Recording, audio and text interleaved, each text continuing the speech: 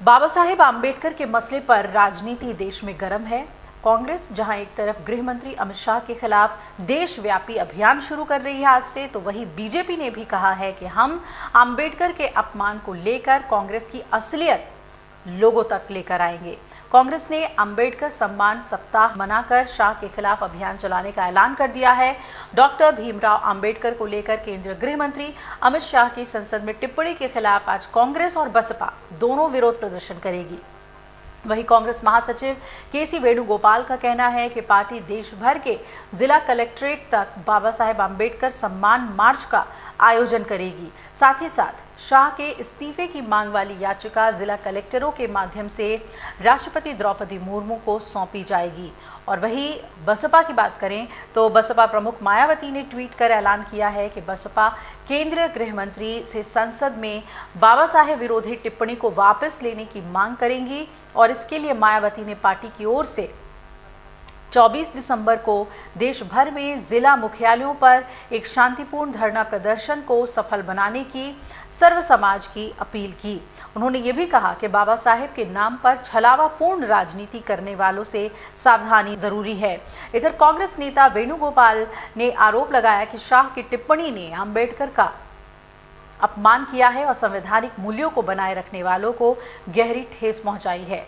वेणुगोपाल ने कहा कि इसके बावजूद ना तो शाह, ना ही प्रधानमंत्री और ना ही बीजेपी ने किसी भी तरीके से खेद व्यक्त किया है। इसके बजाय उन्होंने भड़काऊ तरीके से अपने रुख का बचाव किया और अंबेडकर की छवि को जॉर्ज सोरोस की छवि से बदल दिया, जिससे अंबेडकर का और ज्यादा अपमान हुआ।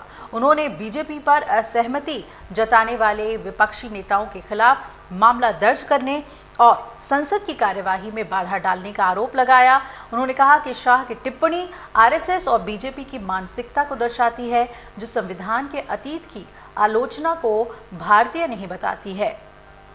वेणुगोपाल ने यह भी सवाल किया कि अगर कांग्रेस के किसी सांसद ने ऐसी टिप्पणी की होती तो क्या वो तब भी अपने पद पर बने रहते।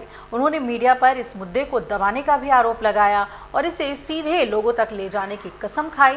वेणुगोपाल ने 26 और 27 दिसंबर को कर्नाटक के बेलगावी में महात्मा गांधी के कांग्रेस अध्यक्ष चुने जाने की 100वीं वर्षगांठ मनाने की घोषणा की है और उन्होंने कहा कि कार्यक्रमों में 26 दिसंबर को कांग्रेस कार्य समिति की बैठक और 27 दिसंबर को बीजेपी के संविधान विरोधी कार्यों को उजागर करने के लिए जय भीम जय संविधान रैली शामिल है। इस पर और क्या कुछ कहा गया है, सुनवाते हैं आपको। मान्यवर, अभी एक फैशन होगा है आम्बेडकर आम्बेडकर आम्बेडकर आम्बेडकर आम्बेडकर आम्बेडकर। इतना नाम अगर भगवान का लेते हैं तो 7 जन्मों तक स्वर्ग मिल जाता।